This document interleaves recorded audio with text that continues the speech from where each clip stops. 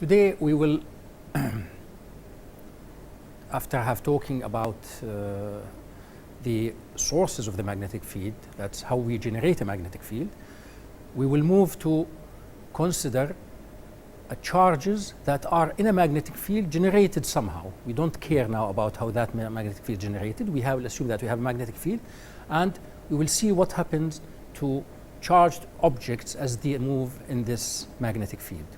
We will start with a point charge, and then we will consider a current carrying conductor, which is eventually current means a collection of charges moving, okay? And we will then consider more than one current carrying conductor, and we will also finally come to the torque that current loop placed in a magnetic field feels due to the forces exerted on the loop by the magnetic field. So let's first talk about a point charge in a magnetic field. When a particle moves, I am underlying moves. So when a charged particle, so a particle of charge Q moves in a magnetic field, that is, has a velocity. So it should be a charged particle, but has a velocity. And in a magnetic field, then it experiences a force. That is, the magnetic field exerts a force on that charged particle, and this force is given by this expression. Here the B, the subscript B refers to the magnetic field. B, usually we use B for the magnetic field, symbol for the magnetic field. So the force by the magnetic field on a particle of charge Q moving with velocity V in a magnetic field given by vector B is this. Of course, this is a vector because the force is a vector eventually, and Q is a scalar, can be positive, can be negative, depending upon the charge of the point particle. So here, this is the force on a point charge. And V is the velocity of that point particle, and B is the magnetic field that this charge is moving in. Now, what is the direction of this force? Well, evidently, it is, we have first to find what is the direction of the vector V cross B. V cross B, you know, this is the vector product of two vectors, and we know how to find the direction of these, of the vector that results from the vector product of two vectors. It is perpendicular to the plane containing V and B together. So any two vectors define a plane, it is perpendicular to that plane, and this direction is given by the right-hand rule, as we will see. But the force is not always parallel to V cross B.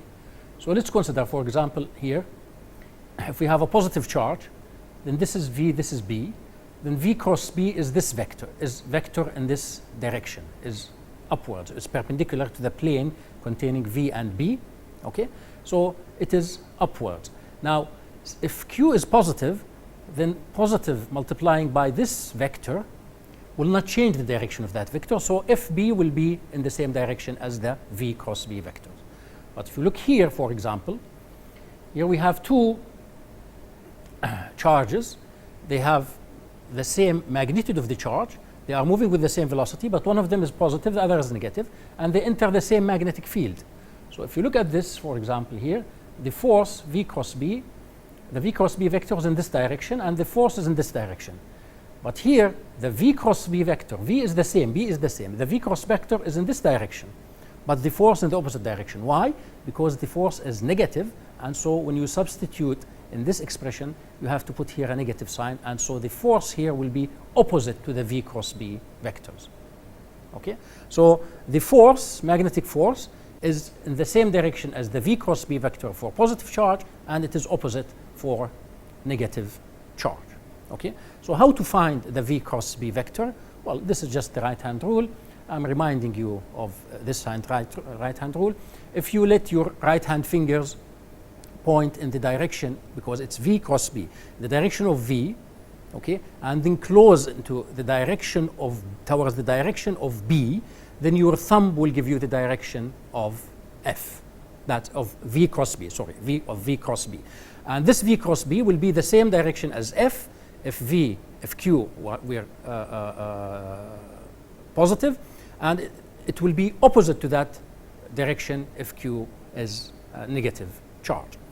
Now, this is one hand rule. There is another hand rule, right hand rule. Again, you have to use your right hand even if you are left-handed. Okay, so you let your thumb point in the direction of V, your right hand fingers point in the direction of B, and then the direction of V cross B will be out of your palm in this direction. So if V is in this direction and B in this direction, okay, this is V, this is B, then V cross B is in this direction. Okay, so this is the second hand rule. You can use either one because the result is the same. Now, to say more about this force, especially its magnitude, we have found seen how we can find the direction. Let's talk about the magnitude. Well, the magnitude of this vector is the absolute value of the charge multiplied by the modulus V modulus B sine theta. V and B here are the moduli of these two vectors, so they are positive by definition. Here I take the absolute value of Q because this cannot be negative because I'm taking the modulus of a vector. The modulus of vector or the magnitude vector can only be positive or zero, of course. And sine theta, theta is the angle between, sine theta comes from the definition of V cross B. I mean, and theta is the angle between the vectors V and B, okay, the directions of V and B. And this angle ranges from 0 to pi, and so sine theta is always positive. So the whole thing is always a positive quantity. Now, when using this equation, Q is in Coulomb, V in meters per second, and B is in Tesla. So this is the unit with which we measure the field. But of course, sometimes we use another unit. Usually, the Tesla is a big value for the magnetic field. So more common values are the Gauss, and 1 Tesla is equal 10 to 4 Gauss, or 1 Gauss is equal 10 to minus 4 Tesla. So sometimes magnetic field is reported in Gauss, so you change it into Tesla when you apply this equation. And from this equation, again, let's just summarize what we have seen. The magnetic force exerted on the particle, the magnitude of this magnetic force Fb depends on the charge and the speed of the particle, as you can see. So it depends on Q and V, okay? If the particle moves parallel or anti-parallel to the magnetic field, in this case V is parallel to B or opposite to the direction, anti-parallel to B. In this case, sine theta is 0 because theta will be 0 or pi. In both cases, you will have sine theta equals 0. So no matter how strong the magnetic field, how large is the charge, how fast is the particle moving, if it's moving along the lines of the field, then that particle will not feel any magnetic force due to that field. The same applies if it's moving opposite to the field. Okay, this is a bit different than the case with the electric field. And the force, as usually, acts perpendicular to the plane for the velocity formed by the velocity and the field. This is just the right-hand rule, and this is a reminiscent of a reminder that the field on or the force on a positive charge or the negative charge will be opposite to the force on a positive charge which has the same magnitude and have the same velocity even. And also we remind ourselves here that the force is also proportional to sine theta. It's evident from here. So even if theta is not 0, so theta varies from between 0 and 1, and therefore the force varies actually according to the angle between the magnetic field and the velocity. And it is maximum when V and B are perpendicular to each other, so that sine theta in this case is equal to 1. So this is the maximum force that this particle can feel. Let's consider this checkpoint for you, just to make sure that you understood what we have said before you proceed. Now, let's apply this relation to a very simple example. So assume we have an electron, so a negative particle, negatively charged particle, is moving through a space as a cosmic ray with a speed of 8 times 10 to the power 6 meters per second along the x-axis.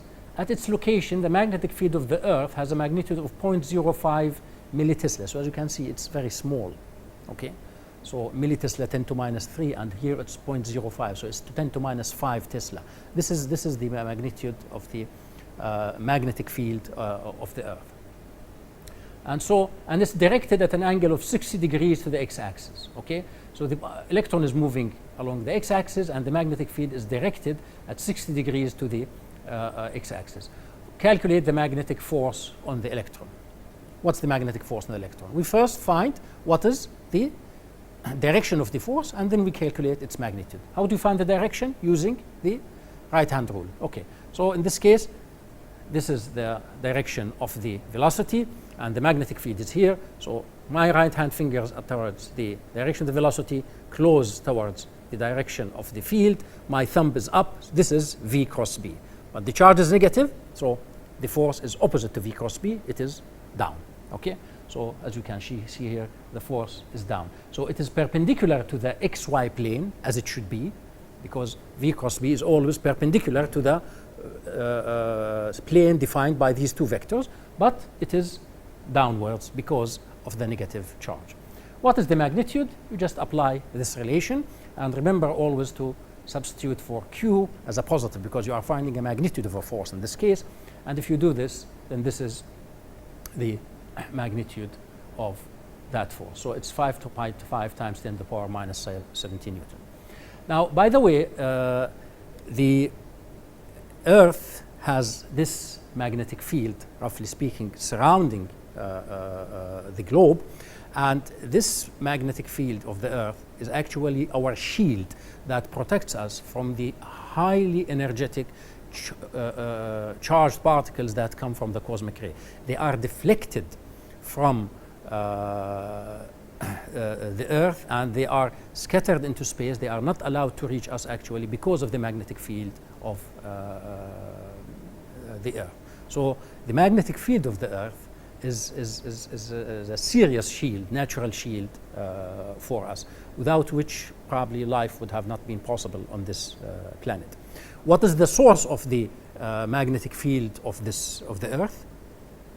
Look, this is different from the gravitational field. That's another story. Okay, to have a magnetic field, as we have just learned in the past chapter, we have to have current. Well, you know, in the core of the Earth, we have matter, okay, and this matter is flowing, and they have charged particles. So we have currents actually, in a way, and these currents are what generate for us this magnetic field of the Earth, this shield that we have.